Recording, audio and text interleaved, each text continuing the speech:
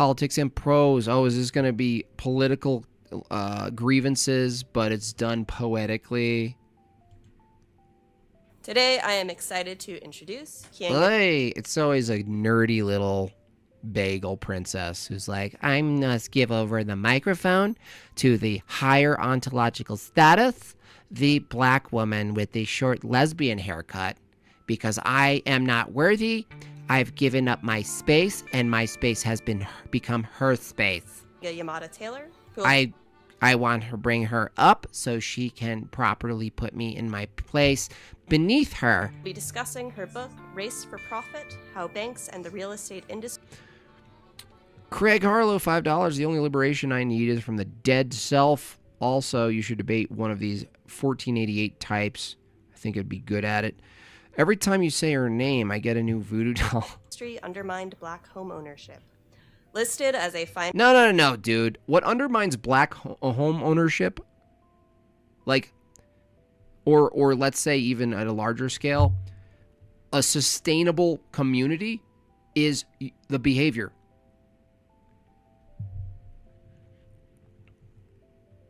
Finalist for the 2019 National Book Award for Nonfiction. Taylor's most recent book is a necessary examination of how homeownership is inextricably tied to social justice issues for Black American communities. Great. Yeah, okay. Doesn't matter. Even if we gave you guys a really nice little suburban place and you started populating and you know, you're not going to turn into golfers. Do they have this idea in their head, like if you just give them a bunch of nice things, that they suddenly buy loafers, penny loafers, and like wear them sockless, and they have like very, like they pack their golf clubs in the car and they go off to get a club sandwich, and they're all, hey Carl, how you doing? Have a great weekend. You too. Okay. In other words, you think they just turn into conservative white bread suburban people? No. David James Flood, $5. Congratulations to you and your family on your upcoming baptisms. Jimbob, glory to Christ. Thank you so much for that. From years of research and extensive archival evidence, Taylor outlines a history of black homeownership from the late 1960s. Just today, get her up on the podium. Paying particular attention. Oh gosh, would you just shut up? Oh man. So, this is like the sixth talk that I've given in the last week. But I appreciate the opportunity to come talk about it.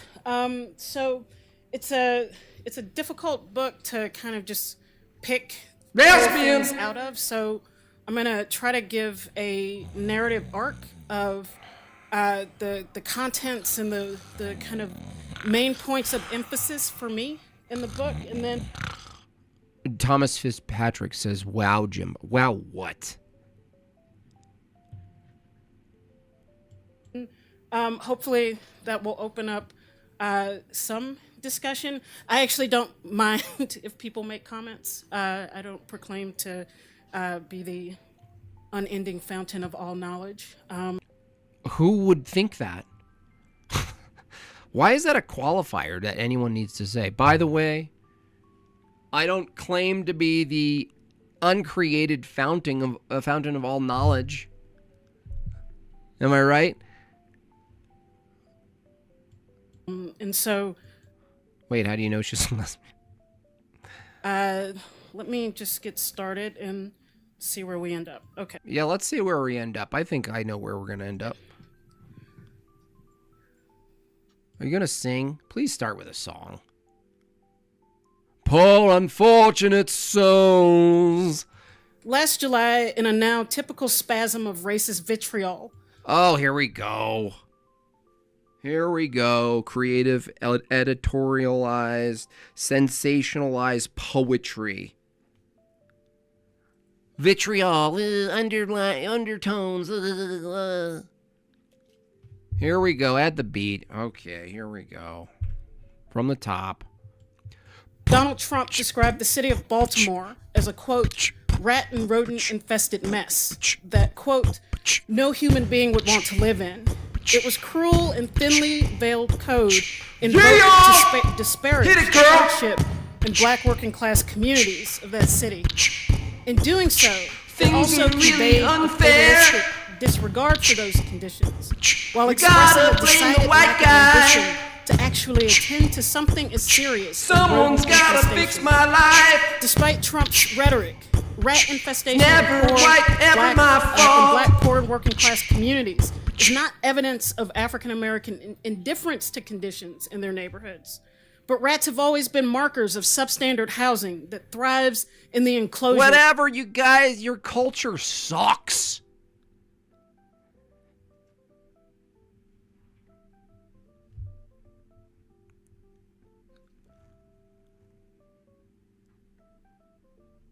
Your culture sucks. It's dominated by like rap, aggression, all this crap. It's garbage. And then you guys are trapped because if you start acting like, I don't know, like Europeans, then you're being white. So your own body of people go, stop being white. Stop graduating. It's just such a cope. It's just constantly just, something's wrong and we deserve other people to fix it for us. Come on, man. Everyone's so tired of this. You think you're going to put on some some Malcolm X glasses and speak in front of books? Suddenly you're going to solve the problem. Like, by the way, the real estate giants, BlackRock and the banks, they will prey on anybody. They don't care about your color. They don't care. They don't even see you. You're a number to them. You're like ants. Black ants, red ants, doesn't matter. They don't care. Of residential segregation. The menace of rats in black working class neighborhoods in the 1960s also inspired ridicule from mean-spirited white conservatives. Oh, gosh. Look, before civil rights, you guys all had houses, own your own businesses. You had your own sections of towns. Everything was, your families were together. You had, even though I don't disagree with the church you went to, you were all part of a church. And then some dude comes along, I have an idea. Even though you're doing quite well on your own and you learn to read quite quickly considering your conditions, we should probably mingle you all together with the rest of society. I have an idea. In a world where the blacks, as they're doing quite well pre-civil rights, completely forfeit all of their accomplishments, I have a dream where all the ice cream flavors at the ice cream store are all in one bin. In government then. And it sparked activism and even uprisings as well. In August 1967, nearly 2 weeks after riots in Detroit prompted the rare deployment of federal troops in an American city, dozens of demonstrators burst into the chamber of the House of Representatives chanting, "Rats cause riots."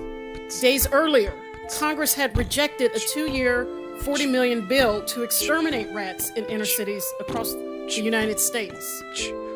The protesters sat in the gallery of the hall for 20 minutes repeating the slogan, "We want a rat bill." The previous attempt at passing the bill had not merely been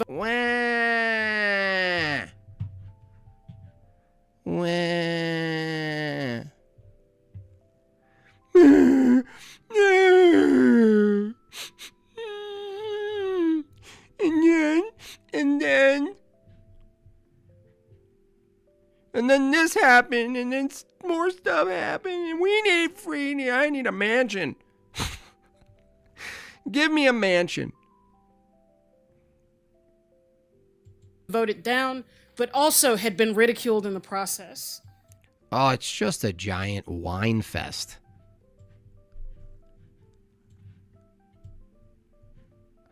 I don't know. I mean, it's just like the revolutionary spirit since the 60s in particular that gives people this view that if they sound and look like sort of like a justice warrior. Like, and then they deliver the thing like a justice warrior. It's like they think doing that in itself is something. Like that becomes the commodity. Like you do the thing and you wear the glasses and you point out the bad things that's ever happened, and before you know it, you turn into Jesse Wells.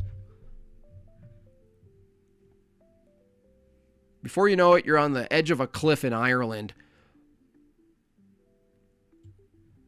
doing a cliche poetry slam about the horrors of warfare.